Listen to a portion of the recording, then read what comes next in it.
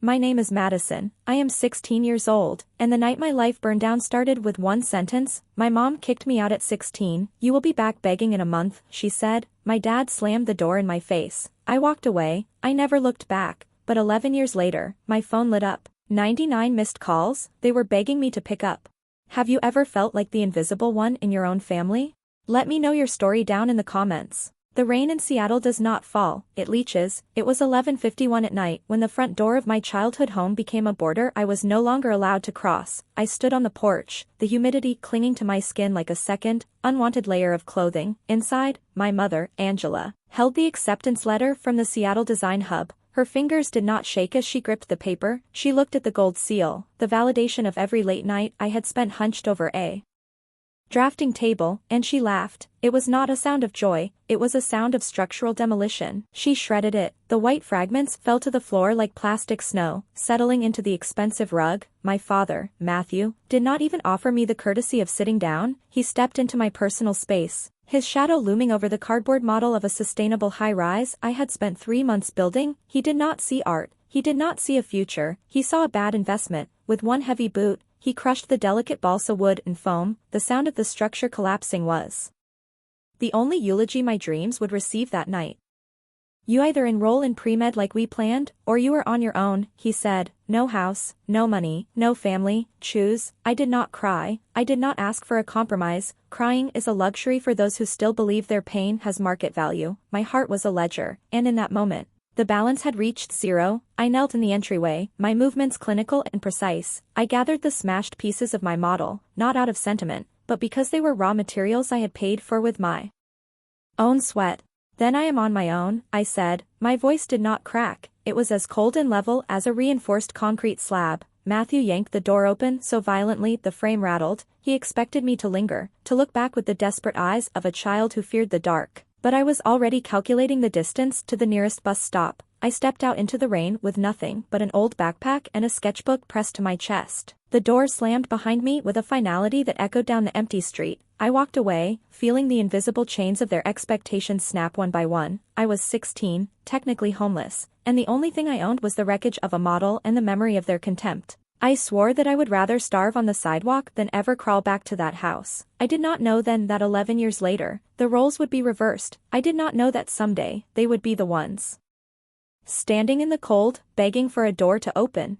The room I rented was 300 square feet of damp walls and the persistent scent of other people's failures. I did not move in with a heavy heart. I moved in with a calculator. My life was no longer a story, it was an operation. I worked the graveyard shift at a late-night diner, scrubbing grease traps and smiling at customers for tips that barely covered my rent. My body was a machine I pushed until the joints screamed, but the physical exhaustion was a relief. It was honest work, unlike the emotional labor I had been forced to provide at home for 16 years.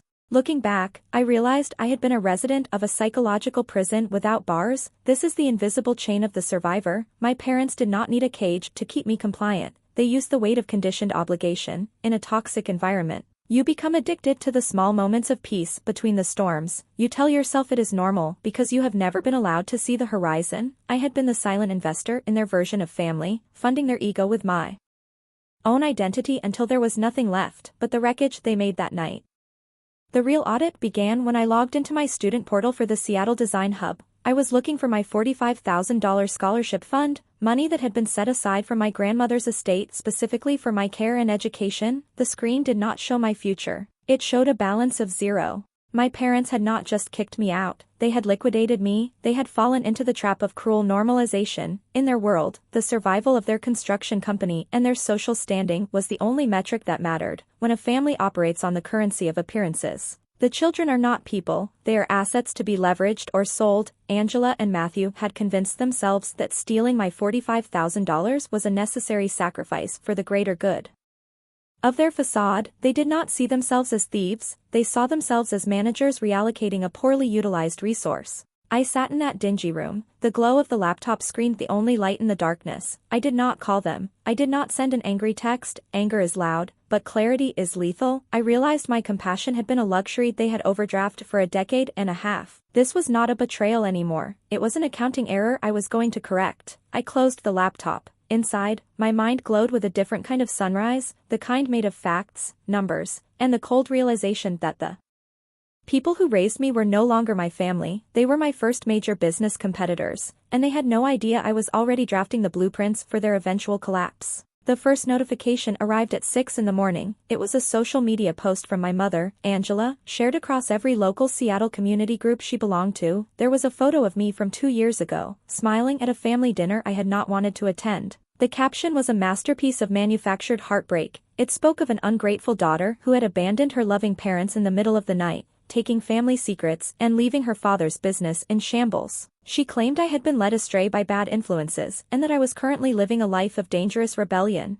I watched the comments roll in. Neighbors I had known since I was 5 expressed their shock. Business associates of my father offered their prayers for our broken family. I sat in my 300-square-foot room and analyzed the data. This was not a mother grieving a lost child. This was a leader conducting damage control. Their construction company was losing money, and they needed a target to explain their missed deadlines and failing quality. I was no longer a person to them, I was a line item they were trying to write off as a total loss. My father, Matthew, called an hour later. I answered because I wanted to hear the exact pitch of his desperation. He did not ask if I had eaten, he did not ask where I was sleeping. He told me that their latest high-rise project in downtown Seattle was facing a structural audit and that my talent for drafting and spatial logic was the only thing that could save the blueprints. He demanded that I return immediately and work for the company for free to earn my keep and repay the debt of my upbringing. I realized then that my relationship with them had never been a bond of blood, it had been a subscription service, and for 16 years,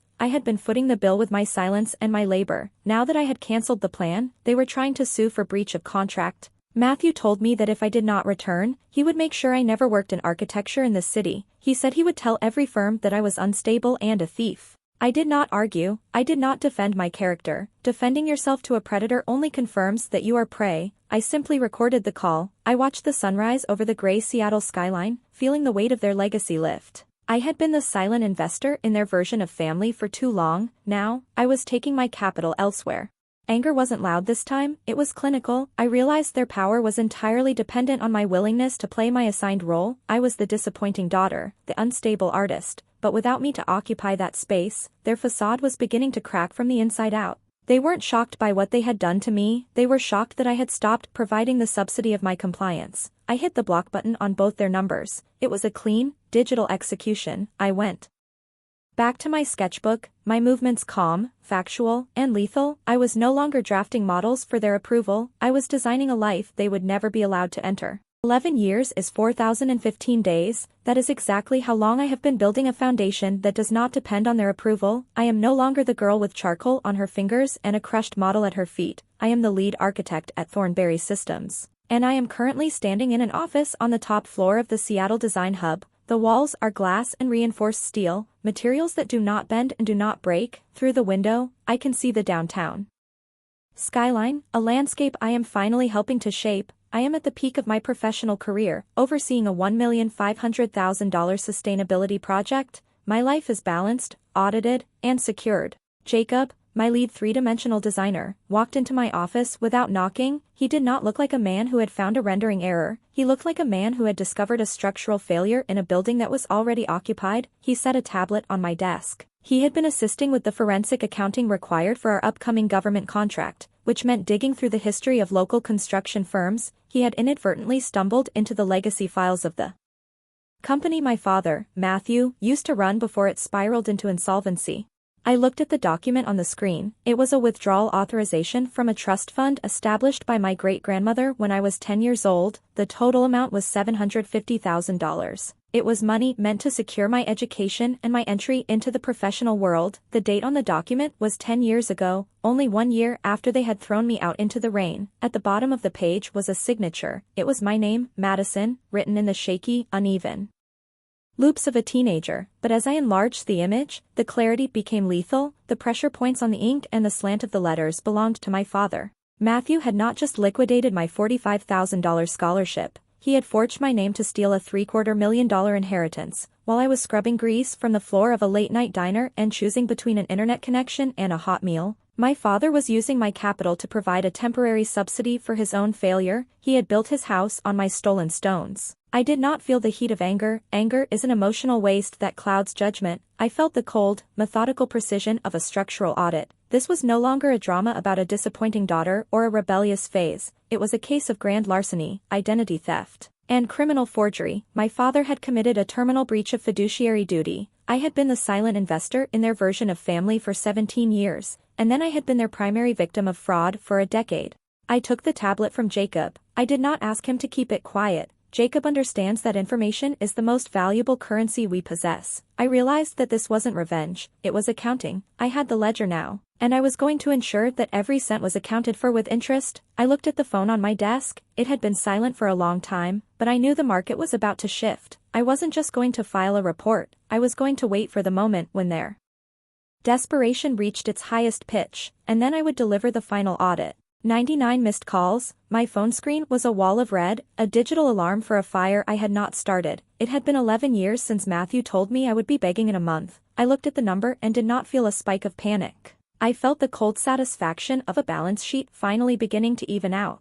Matthew and Angela were waiting for me outside the Seattle Design Hub. They did not look like the architects of my misery anymore. They looked like structural failures. Angela's face was a map of exhaustion, her skin sagging under the weight of a life built on credit and lies. Matthew was in a wheelchair, his presence diminished, a leader whose teeth had been pulled by his own greed. Madison, please, Angela started. Her voice was thin, a reedy sound that lacked the resonance of her former authority. Your father is sick. The medical bills are $180,000. The bank is taking the house. We have nowhere to go. She reached for my hand. Attempting to use the leverage of biological proximity, I stepped back. I did not see a mother. I saw a customer whose credit had been permanently revoked. You told me I would be back begging in a month, I said. My voice was the sound of a closing door. I was 16 when you threw me into the rain. You shredded my acceptance letter and crushed my future to save a company you had already ruined. Angela began to cry. Crying is an ineffective management strategy for a debt of this magnitude.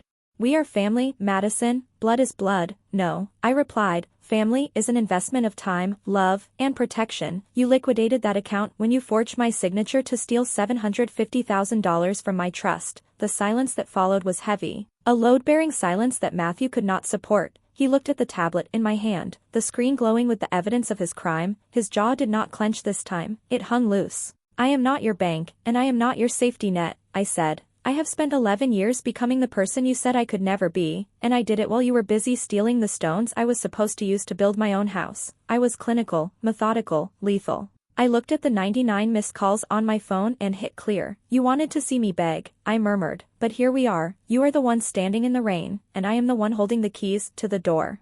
The conference room at Thornberry Systems was silent, a load-bearing silence that Matthew and Angela could no longer sustain. I didn't offer them water, I didn't offer them a seat. I stood behind the glass table while my attorney, a man whose career was built on the ruins of people like my father, laid out the terms. $180,000, that was the figure for the surgery and the hospital stay that Matthew's depleted insurance wouldn't touch. Angela looked at the check on the table with the hunger of a drowning woman. She reached for it, her fingers trembling, but my attorney pinned it down with one clinical finger. Before the hospital gets their money, I said, you sign. The document in front of them wasn't a family agreement, it was a formal confession and a restitution contract. It detailed the theft of the $750,000 Matthew had forged my signature to take 11 years ago. This was the final stage in the execution of judgment, with interest and penalties. The total was over $1 million.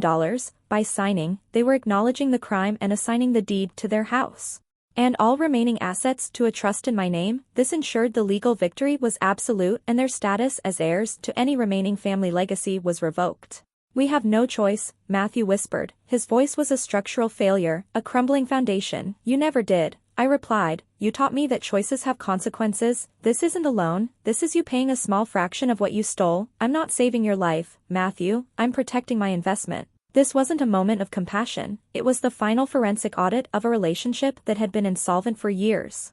They signed. Angela's tears smeared the ink on the second page, but the signatures were clear, legal, and binding. I watched the pen move, feeling the last remaining threads of biological obligation snap. I wasn't the daughter they had discarded. I was the primary creditor who had just foreclosed on their lives. I handed them the check for the $180,000. It didn't come from my personal account, it was the first withdrawal from the restitution fund they had just legally Established. My attorney gathered the papers and left without a word. I looked at the two people who had predicted I would be back begging in a month. You were right about one thing, I said as I walked toward the door. Someone is begging, it just isn't me. I am standing on the rooftop observation deck of the Seattle Design Hub, the wind carrying the scent of rain and salt. Below me, the city is a grid of light and shadow, a structure I helped create. For 11 years, I lived with the noise of their contempt echoing in my head. Now, there is only the quiet of a closed account. Matthew and Angela are no longer my problem. They are residents of a world where their reputation has no value and their credit has been permanently revoked. This is the justice of the sower. I didn't use the $1 million in restitution to buy a bigger house or a faster car. I used it to establish the Madison Foundation for Sustainable Arts. We provide studio space and legal support for young creatives who have been discarded by their families. We teach them that their talent isn't a phase and their identity isn't a bad investment. My victory isn't in the destruction of my parents, it is in the construction of a future they can never tarnish. I opened the old sketchbook I had clutched to my chest 11 years ago. I looked at the last page, the one with the charcoal smudge of a door that wouldn't open. I picked up a pen and drew the silhouette of a woman walking through that door, not looking back, carrying her own light. I realized then that my worth was never something they had the power to grant or take away. It was the foundation I built myself while they were busy trying to tear down the walls. I took one last look at my phone. The 99 missed calls were gone, deleted from the history. I hit the final clear button on the messages, feeling the weight of the past 11 years dissolve into the Seattle mist. I am no longer a survivor, I am an architect, and for the first time in my life, I am sleeping through until morning. No guilt, no noise, just peace. If you were Madison, would you have answered those 99 calls? Share your thoughts below and subscribe for more stories of justice.